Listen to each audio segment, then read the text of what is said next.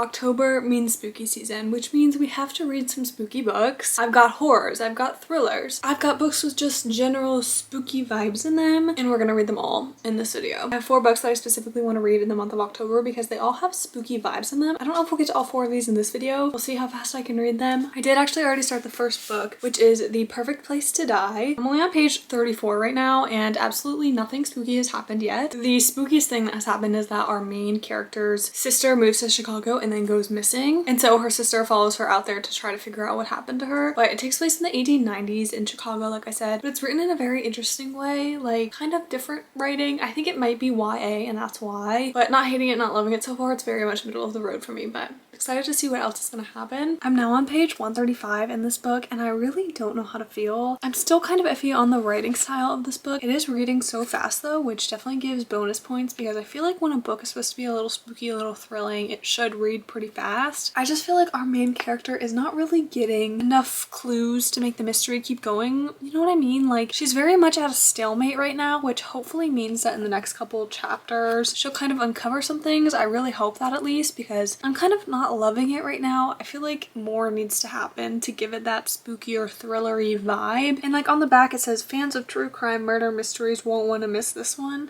So maybe it's supposed to be a bit chiller. I'm not sure, but I don't know. I'm just not in love with it right now. I'm gonna keep reading though, obviously, and give it a shot. But if I had to rate it as of right now, I think it would be like a 3-star, just because, kind of like I said earlier, it's very much middle of the road for me right now. I'm really trucking along in this book. I'm already at chapter 21, page 232. So I have very little left of the book. And I want to say my current thoughts right now because something pretty major just happened, but I'm kind of confused because there hasn't been a twist at all. Like normally with like a mystery thriller type of book, there's normally a twist at the end. There hasn't been a twist at all. It's kind of been just a steady build up to what's happened now. So I'm kind of confused on that front. I'm like expecting for this twist, and like, I don't know, I kind of like the fact that mysteries and thrillers do those twists at the end of the book. I don't know. I'm kind of iffy about it, to be honest. I do like how quick it's reading, but then also at the same time, I'm like, I wish more was happening. Like, it's reading so fast, but then also like kind of feels like nothing's really happening. I don't know. It's kind of a weird in between, but I'm gonna sit down and finish the last little bit of this book. So hopefully something crazy happens towards the end because I just really want that. Also, I wanted to mention that this book has not been spooky to me at all, and like the only thrilling type of aspect that's happened in this book, I think there's only been 2 instances throughout this whole book where I was like worried for her and like felt thrilled, you know what I mean? Or like felt spooked. I don't really know, but I'm gonna finish this, and I really hope that the end pulls out and I like can have something crazy happen that I don't guess, because I did guess something earlier in the book. But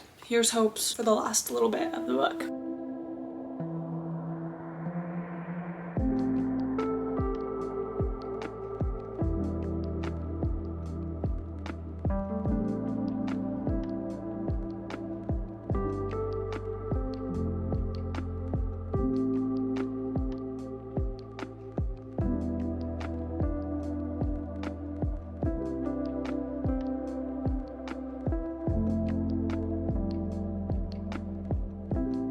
Let's chat about our 2 books. We'll start by talking about my thoughts about The Perfect Place to Die. I'm thinking I'm gonna either give this a 2.75 or 3-star. I just didn't love it. I found it very predictable, especially because it's based on a true story. But honestly, I didn't even know all the facts behind like the true story that it's based on, and yet I still found it extremely predictable. I also kind of felt like the main girl character was just a bit off, and then honestly I realized this was written by a man, and I feel like sometimes it is very hard for like people of opposite genders to write the other gender, especially as the main character. When you're in that main character's mind and in that point of view, which is how it was in this book, I just kind of didn't love that. I'm honestly having that same problem with the book I'm currently reading as well, and I think that was mostly my thoughts and feelings about it. I wish that if he was going to use this story, he would at least have changed the names a little bit for the people that do know what this book is based off of, like what actually happened in history. That way it would have been less predictable for people that know that. But as someone that didn't know that, I still found it way too predictable. Like, I was guessing everything, and I even said in my last update for this book that I didn't want to guess things. I had already guessed something and that I really wanted something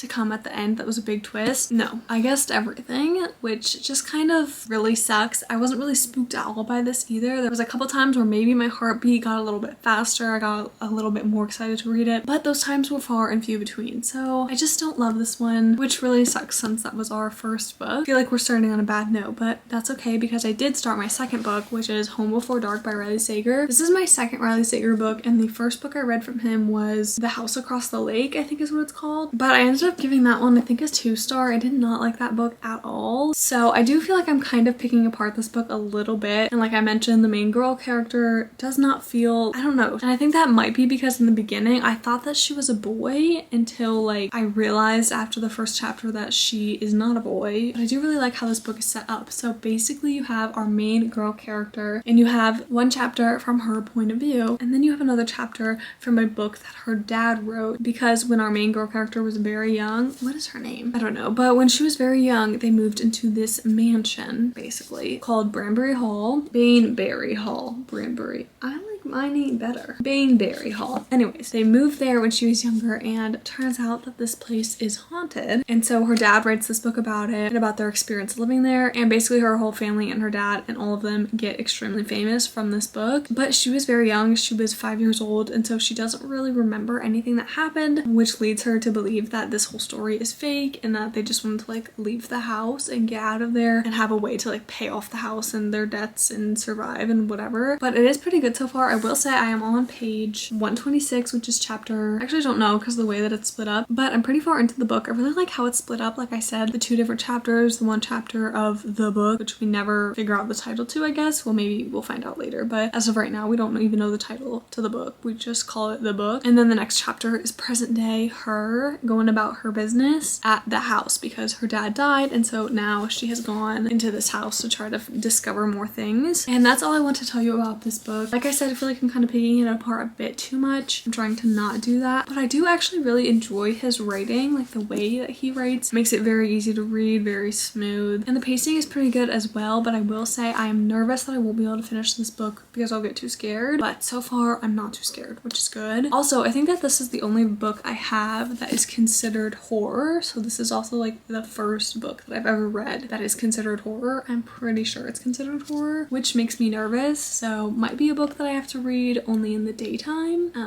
We'll see. I'm now on page 245 and I am very much enjoying the book, don't get me wrong, but I have to say this main character is starting to really bother me. She's just very stuck in this mindset when it's like there's proof that you should change your mind and she doesn't change her mind. So that's driving me a bit crazy. I'm very much feeling like I really want to read it, which is always a good sign when I'm feeling like I really want to read it. Although I will say yesterday, I kind of felt like I didn't want to read it. Like just specifically one time when I was picking up the book last night, I was like, oh, I kind of don't want to read this right now. But then that feeling quickly went away when I actually started reading the book. So I don't know about that, but we'll say right now, I'm kind of into it. Except the main girl, I'm a little annoyed at her. I just finished chapter 17. I think I'm gonna finish this book today because I'm pretty close to finishing it. But my feelings are pretty similar to how they were when I last spoke to you guys. I'm still not loving the main girl character. She has just started to really annoy me because like I said, she's like stuck in the same thought process and she's kind of repeating herself at this point, which is a bit annoying. And it kind of makes me want to just like shake her and be like, listen, listen, listen, please. And so far it hasn't been too scary for me. It's definitely spooky and it talks a lot about ghosts as well, if that's something that you like, which also feels perfect for this spooky season. Like ghosts in October and Halloween is just perfect. But I'm gonna finish this book and then I'll give you all of my full thoughts. It's been a couple days and I've been trying to decide what I want to rate this book because as you saw, I did very much enjoy it and I didn't think the twists at the end were predictable at all, but I didn't enjoy the twists at the end. It kind of made the first half of the book total mush, and as much as the twists made sense and I appreciate that, I did not like the twists and what they did to the story, which really sucks. So as of right now, I'm gonna give it a 3.5. My camera died, of course, but I think you got the gist of my review for Home Before Dark. And now I want to talk about my next book, which I started a couple days ago. This is Phantasma by Kaylie Smith. I'm already over 100 pages into this. I'm actually almost at the 150 page mark. And I feel like it took me a while to get into this because of the world building, and this is a new author for me, so I just kind of had to get used to the writing style. And also because this is a different type of fantasy than I've ever read before, like just very unique. I knew it would take me a second to at least get into it and learn the world and all of those kind of things. But I do very very much appreciate it being different than any other fantasy book I've read, at least so far. But I think I've already started to get used to it and the writing style and the pacing and all of that. And I'm really enjoying it right now. But anyway, let me read you the synopsis because the back of this book really got to me when I read the synopsis. Also, this book is everywhere right now and everyone seems to love it. But this is the synopsis. It says, when Ophelia discovers her mother brutally murdered, there is no time to grieve. She has inherited the family's fearsome magic and enormous debt. Circumstances go from dire to deadly, however, when Ophelia's sister decides to pay off the loan by entering Phantasma, a competition where contestants rarely escape alive and the victor is granted a single wish. The only way for Ophelia to save her sister is to win, but Phantasma is a cursed manor full of twisting corridors and lavish ballrooms, staffed by enticing demons and fatal temptations, and Ophelia must conquer all 9 floors to succeed if her fears don't overtake her first. When a charming, arrogant stranger claims he can help, Ophelia knows better than to trust him. But with her sister's life on the line, Ophelia can't afford to turn him away. She'll just need to ignore the overwhelming dark attraction drawing them closer and closer together. Because in Phantasma, the only thing deadlier than losing the game is losing your heart. You can't tell me that that does not sound good to you. Like, if you like fantasy, especially romantasy, you can't say that that does not sound so good to you. It's kind of giving fantasy competition meets ghosts and devils and demons and spooky things, which I felt like was just perfect to read in this video and during October in general. So I'm very excited for this. Let's go get to reading and I'll let you know what I think. Ignore my hair. I've yet to get ready for the day, but I'm now on chapter 21, which is page 184. And I was starting to get worried that the whole Phantasma part of this book would feel repetitive just because of the structure of the whole like Phantasma part, which I don't think you know going into it, so I don't want to tell you, but I was starting to feel worried. But then what just happened in the last chapter was so encapsulating, maybe, I guess is the word I'm looking for.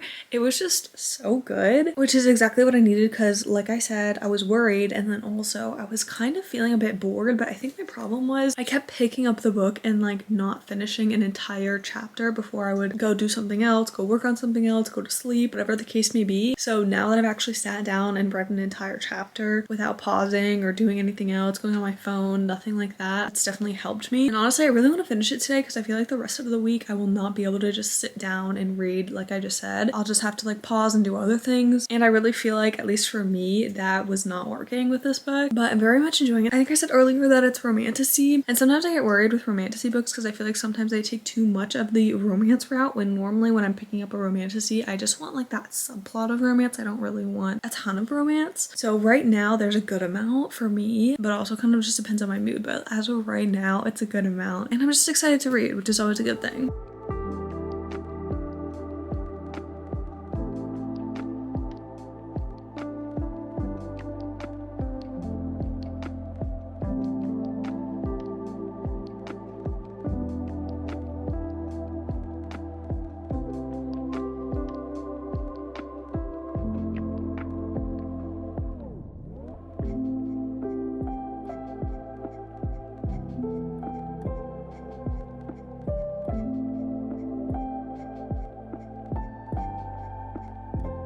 It's the same day, but it's much later. I've changed because I'm gonna work out at some point, but I'm now on page 349, which is chapter 36. I'm almost done with the book. I definitely think I'm gonna finish it today because it's reading pretty fast at this point, and I haven't updated in a long time because I kind of feel like I'm at the point where I'm just kind of riding the waves. Like, nothing has really gone wrong, but also like nothing crazy has happened where I want to like pick up the camera and gush about it. So I don't know. I guess I'm kind of like in the middle ground right now. Nothing crazy, but also nothing bad, which is obviously a good thing. I did want to mention though, this book is definitely spicy, so you should just know that going into it. That helps you decide if you want to pick up this book or not. I don't know. I feel like I didn't hear anyone talk about that in this book, but I also kind of assumed that it would be going into it, but I don't know why I assumed that. So maybe because most of the romantasy books that get popular through like TikTok and social media are normally a little spicy, so that's just something to note if you don't love spice. But I'm gonna finish my book, hopefully work out like I said, do some chores, and then I'll give you an update on how I'm feeling. Let's do a quick wrap up of all the books I read in today's video. I'll go in the order I read them in, so starting with The Perfect Place to Die. I think I'm gonna end up giving this a 2.5 star. I really did not enjoy this. I found it very predictable and I was just kind of bored most of the time, which was just very disappointing. And then I read Home Before Dark by Riley Sager, and like I said earlier in the video, I was really enjoying this book until I got to the twist, and I really did not enjoy the twist. So I think I'm gonna give this a 3.5 star because I enjoyed most of the book, but the twist was just very, very very disappointing. And then my final book in today's video, which I haven't really talked about my thoughts on this yet, I read Phantasma, which is going crazy everywhere on the book side of the internet, so I was very excited to read this book, and I think I'm gonna give this a 4-star. I'm kind of iffy on it though, because to be honest, I really enjoyed this book, but what's holding it back is the romance side of things. It focused way too much on the physical aspect and not enough about their emotional chemistry, and it's definitely very spicy, so if you don't like that in books, you're not gonna like this, but I just really felt like it was way too focused on the physical, and they just had so much more potential than what the book was giving. But every other part of the book I really enjoyed. Something I haven't really read before. I haven't read a lot of fantasy focused on these kind of trials that they go through, specifically in Phantasma, like that kind of sense, so I liked that it was different. And again, the only thing holding it back for me was the romance, which was a little bit disappointing, but I still enjoyed it. I really liked the OCD representation that was in this book as well, because I haven't seen that in a lot of other places. And I also really like that they put the trigger warnings in the front of the book. I just really appreciate when an author does that, because it makes looking at the trigger warnings so much easier, so thank you. But that was it for today's video. Let me know if you read any of these books and let me know what you thought about them. Thank you all so much for watching. Don't forget to comment, like, and subscribe, and I will see you in the next one. Bye!